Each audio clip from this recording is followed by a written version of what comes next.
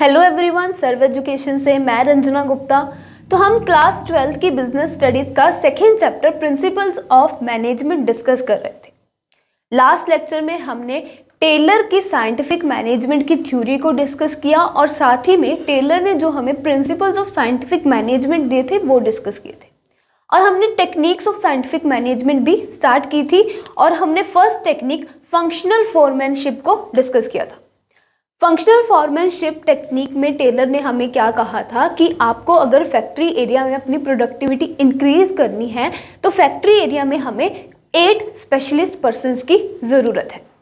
उन 8 specialist persons को हमने 2 कैटेगरीज में डिवाइड किया था। पहली कैटेगरी थी प्लानिंग ऑफिसर्स की और दूसरी कैटेगरी थी प्रोडक्शन ऑफिसर्स की।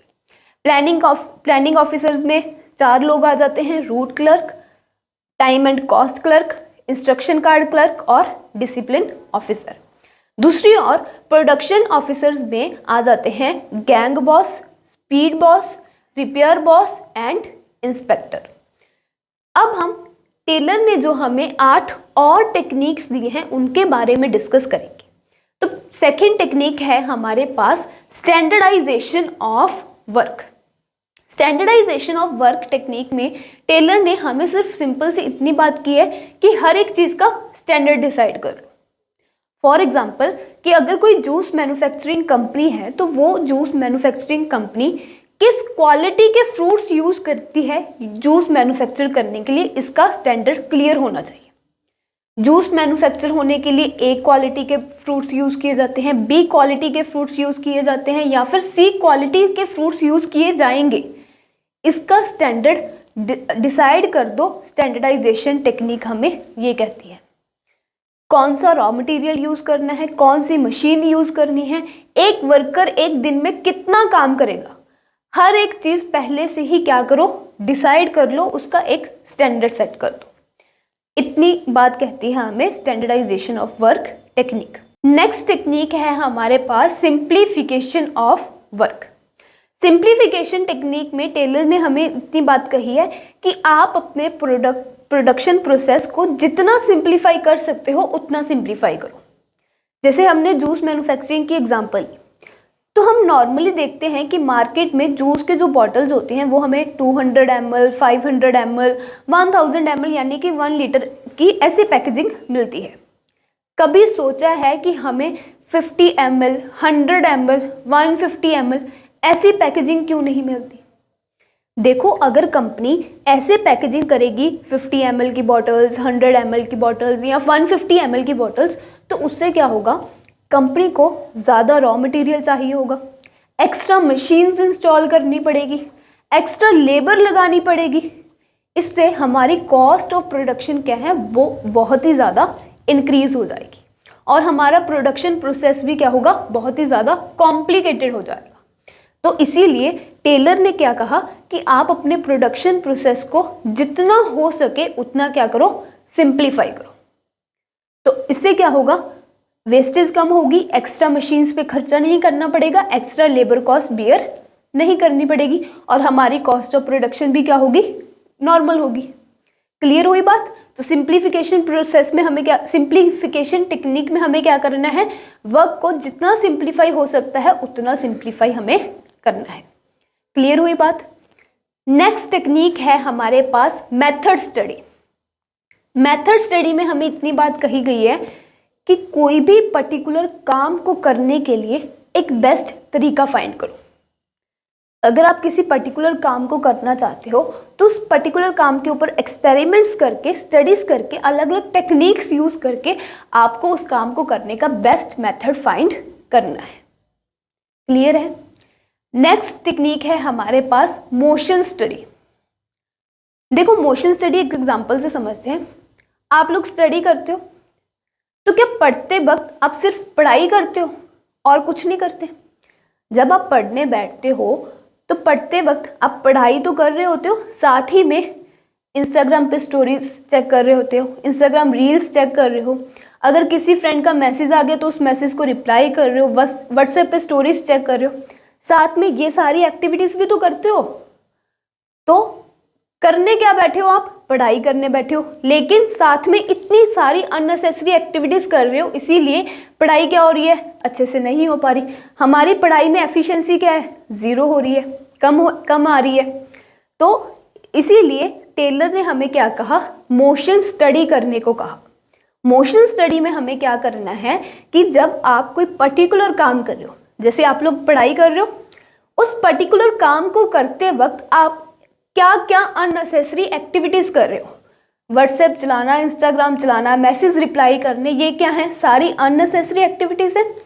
तो मोशन स्टडी में हमें इन सारी एक्टिविटीज की स्टडी करनी है और इन सारी एक्टिविटीज को क्या करना है, एलिमिनेट करना है। अगर मैं आपकी स्टडी से इन सारी एक्टिविटीज को एलिमिनेट कर दूं तो आपकी स्टडी में एफिशिएंसी क्या होगी, इंक्रीज हो जाएगी। तो इसीलिए टेलर ने क्या कहा कि जब कोई वर्कर कोई पर्टिकुलर काम कर रहा है तो वो सिर्फ उस पर्टिकुलर काम को ही नहीं करता, साथ में और भी कई सारी अननेसेसरी एक्टिविटीज करता है। तो मोशन स्टडी की हेल्प से हमें क्या करना है, उन अननेसेसरी एक्टिविटीज को फाइंड करना है एंड देन उन अननेसेसरी एक्टिविटीज को एलिमिनेट कर देना है। अगर आप उन अननेसेसरी एक्टिविटीज को एलिमिनेट कर देते हो तो आपके वर्कर की प्रोडक्टिविटी इंक्रीज हो जाएगी। मोशन स्टडी क्लियर हुई। नेक्स्ट हमारे पास है टाइम स्टडी। टाइम स्टडी में हमें किसी पर्टिकुलर काम को करने का टाइम देखना है कितना लगता है, टाइम डिटरमाइन करना है कि अगर इस पर्टिकुलर काम को किया जाए तो कितने टाइम में ये काम पूरा हो जाएगा। अब देखो टाइम स्टडी करने से होगा क्या, टाइम स्टडी करने से हमें एस्टिमेट हो जाएगा कि हमें कितने वर्कर्स की ज़रूरत है और हमें कितनी लेबर कॉस्ट बियर करनी पड़ेगी। फॉर एग्जाम्पल कि हमारे 5 वर्कर्स एक दिन में 20 यूनिट्स प्रोड्यूस कर रहे हैं और मेरा टारगेट है कि एक दिन में 100 यूनिट्स प्रोड्यूस हों। तो अगर मुझे एक दिन में 100 यूनिट्स प्रोड्यूस करने हैं तो उसके लिए मेरी वर्कर्स की रिक्वायरमेंट कितनी है। अगर मुझे 100 यूनिट्स प्रोड्यूस करने हैं तो उसके लिए मेरी वर्कर्स की रिक्वायरमेंट है 25 वर्कर्स। तो अगर आप टाइम स्टडी करते हो तो आपको पता चल जाएगा कि किसी पर्टिकुलर काम को करने के लिए हमें कितने वर्कर्स चाहिए और कितनी लेबर कॉस्ट हमें बियर करनी पड़ेगी। क्लियर हुई बात। नेक्स्ट हमारे पास टेक्निक है फटीग स्टडी। अब देखो, अगर आप सुबह से पढ़ने के लिए बैठे हो और शाम तक पढ़ाई पढ़ते जाओ तो क्या जो सुबह जो आपकी एफिशिएंसी थी पढ़ाई में, जो सुबह आपकी कंसंट्रेशन थी, शाम तक उतनी एफिशिएंसी और उतनी कंसंट्रेशन से आप पढ़ पाते हो? बिल्कुल नहीं पढ़ पाते। तो ऐसे ही अगर आप वर्कर्स को से काम करवा रहे हो, सुबह से वर्कर लगा हुआ है तो शाम तक उसकी एफिशिएंसी क्या हो जाएगी, कम हो जाएगी। तो टेलर ने क्या कहा, आपको यहाँ पे एक स्टडी करनी पड़ेगी कि एक काम को करने के लिए वर्कर कितने टाइम बाद थक जाता है, कितने टाइम बाद वो थक रहा है और उसे कितने टाइम का रेस्ट इंटरवल चाहिए। ये क्या है, फटीग स्टडी, कि वर्कर को काम करते वक्त कितने टाइम बाद हमें रेस्ट देनी है और कितने टाइम का वो रेस्ट का पीरियड होगा। क्लियर हुई बात। नेक्स्ट टेक्निक है हमारे पास डिफरेंशियल पीस वेज सिस्टम। इस टेक्निक में हमें टेलर ने अपने वर्कर्स को 2 कैटेगरीज में डिवाइड करने को कहा है। पहली कैटेगरी एफिशिएंट वर्कर्स की और दूसरी कैटेगरी इनएफिशिएंट वर्कर्स की। टेलर ने कहा कि आप अपने वर्कर्स को 2 कैटेगरीज में डिवाइड कर दो, एफिशिएंट वर्कर्स और इनएफिशिएंट वर्कर्स। और इन दोनों वर्कर्स को क्या करो, अलग अलग वेजेस पे करो। जो एफिशिएंट वर्कर्स हैं उन्हें ज़्यादा वेजेस मिलने चाहिए, जो इनएफिशिएंट वर्कर्स हैं उन्हें कम वेजेस दो। अब देखो, एफिशिएंट और इनएफिशिएंट का क्या मतलब है। एफिशिएंट वर्कर से टेलर का मतलब कि वो वर्कर्स जो आपकी स्टैंडर्ड आउटपुट, जो आउटपुट हमने एक दिन के लिए डिसाइड किया, फॉर एग्जांपल हम डिसाइड करते हैं कि एक दिन में 10 यूनिट्स पर वर्कर प्रोड्यूस करेगा, तो हमारी जो स्टैंडर्ड आउटपुट है 10 यूनिट्स की, जो वर्कर इस स्टैंडर्ड आउटपुट को कंप्लीट कर देता है, यानी कि 10 यूनिट्स प्रोड्यूस कर देता है या फिर उससे ज़्यादा आइटम्स प्रोड्यूस कर देता है, वो तो है हमारा एफिशिएंट वर्कर। और दूसरी ओर जो वर्कर्स 10 यूनिट्स भी प्रोड्यूस नहीं कर पा रहा वो है इनएफिशिएंट, यानी कि जो स्टैंडर्ड आउटपुट पूरी नहीं कर पा रहा। टेलर ने कहा इन दोनों को अलग अलग वेजेस देने। फॉर एग्जाम्पल एफिशिएंट वर्कर्स के लिए हमारा वेज रेट है 20 रुपीज़ पर यूनिट और जो इनएफिशिएंट वर्कर्स हैं उनके लिए हमारा वेज रेट है 18 rupees per unit. Efficient worker ए ने प्रोड्यूस किए एक दिन में 10 यूनिट्स, तो 10 × 20 उसे हमने पे किए 200 रुपीज़, और दूसरी ओर जो इनएफिशिएंट वर्कर है बी उसने प्रोड्यूस किए 8 यूनिट्स, तो इनके लिए हमारा वेज है 18 रुपीज़ पर यूनिट। तो 8 × 18 144 रुपीज़ हमें इस एम्प्लॉय को पे करने। ठीक है, हमने अलग अलग वेजेस पे कर दिए दोनों को, लेकिन अलग अलग वेजेस पे करने से होगा क्या?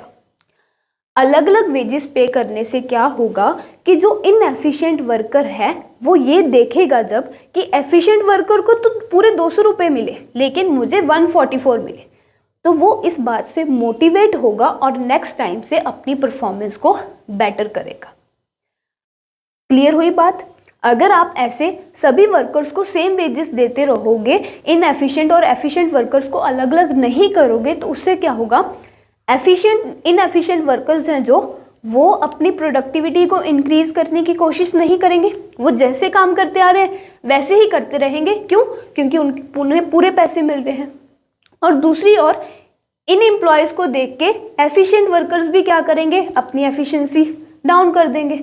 जब वो देखेंगे कि इनको पूरे पैसे मिल रहे हैं पूरा काम ना करके भी, तो वो भी अपना काम कम करने लग जाएंगे। तो डिफरेंशियल वेज रेट से क्या होगा, इनएफिशिएंट वर्कर्स मोटिवेट होगा और अपनी एफिशिएंसी को नेक्स्ट टाइम से इंक्रीज करेगा, और जो एफिशिएंट वर्कर है वो वैसे ही काम करता रहेगा। क्लियर हुई ये बात? अब लास्ट टेक्निक है हमारे पास मेंटल रेवोल्यूशन। देखो, हमने एक प्रिंसिपल डिस्कस किया था, हार्मनी नॉट डिस्कॉर्ड। उसमें हमने एक बात डिस्कस की थी कि जो मैनेजमेंट है और वर्कर्स हैं उनमें हमेशा कन्फ्लिक्ट चलता रहता है, किसी ना किसी बात को लेके वो लोग लड़ते रहते हैं। अगर हमेशा कन्फ्लिक्ट चलता रहेगा तो उससे क्या होगा, हमारी प्रोडक्टिविटी कम हो जाएगी, हमारे टारगेट्स पूरे नहीं हो पाएंगे। तो इस कन्फ्लिक्ट को ख़त्म करने के लिए हमें टेलर ने एक तरीका बताया मेंटल रेवोल्यूशन का। उसने कहा कि वर्कर्स और मैनेजमेंट को दोनों को अपना माइंड सेट चेंज करना पड़ेगा, अपने माइंड में मेंटल रेवोल्यूशन लेके आना पड़ेगा। मैनेजर्स वर्कर्स के बारे में अच्छा सोचें, उन्हें अपने साथ मिलकर काम करवाएं, जो उनकी डिमांड्स हैं वो पूरी करें, और वर्कर्स भी सिर्फ अपने बारे में ना सोचें, ऑर्गेनाइजेशन के बारे में सोच के काम करें और मैनेजर से लड़ाई ना करें, स्ट्राइक वगैरह ना करें। तो मेंटल रेवोल्यूशन में इतनी सी बात कही गई है कि मैनेजमेंट और वर्कर्स को दोनों को एक दूसरे के प्रति अपनी थिंकिंग को चेंज करना पड़ेगा। तो इसी के साथ हमारी सारी टेक्निक्स कंप्लीट हो चुकी हैं। टेलर ने हमें 9 टेक्निक्स दी हैं साइंटिफिक मैनेजमेंट की, जिसे यूज़ करके हम क्या कर सकते हैं, फैक्ट्री एरिया में अपनी प्रोडक्टिविटी को इंक्रीज कर सकते हैं। एक बार रिवाइज करते हैं कौन कौन सी टेक्निक थी। सबसे पहले जो हमने लास्ट लेक्चर में डिस्कस की, फंक्शनल फॉरमैनशिप, कि आप 8 स्पेशलिस्ट पर्सन्स को एम्प्लॉय करो फैक्ट्री एरिया में। नेक्स्ट टेक्निक थी स्टैंडर्डाइजेशन ऑफ वर्क, हर एक चीज़ का स्टैंडर्ड सेट करो कि कितना काम होना है, क्या चीज़ यूज़ करनी है, क्या मशीनरी यूज़ होगी, क्या रॉ मटेरियल यूज़ होगा। थर्ड थी सिंप्लीफिकेशन, प्रोडक्शन प्रोसेस को जितना हो सके सिंप्लीफाई करो। Fourth method study. Fifth motion study, unnecessary सभी एक्टिविटीज़ को फाइंड करो और उन्हें एलिमिनेट करो। नेक्स्ट थी हमारे पास टाइम स्टडी, उससे नेक्स्ट थी हमारे पास फटीग स्टडी। 8th टेक्निक थी हमारे पास differential piece wage rate system की एफिशिएंट और इनएफिशिएंट को डिफरेंट वेजेस पे करो। और लास्ट टेक्निक थी हमारे पास मेंटल रेवोल्यूशन, मैनेजमेंट और वर्कर्स दोनों को एक दूसरे के प्रति अपनी थिंकिंग को चेंज करना पड़ेगा। सारी टेक्निक्स क्लियर हुई आपको? आई होप कि आपको सारी टेक्निक्स क्लियर हो गई होंगी। अगर कोई भी डाउट हो तो आप हमें कमेंट सेक्शन में अपनी क्वेरी ड्रॉप कर सकते हो, या फिर डिस्क्रिप्शन में मेंशन किसी भी अकाउंट के थ्रू हमें अपनी क्वेरी पूछ सकते हो। थैंक यू सो मच, मिलते हैं नेक्स्ट लेक्चर।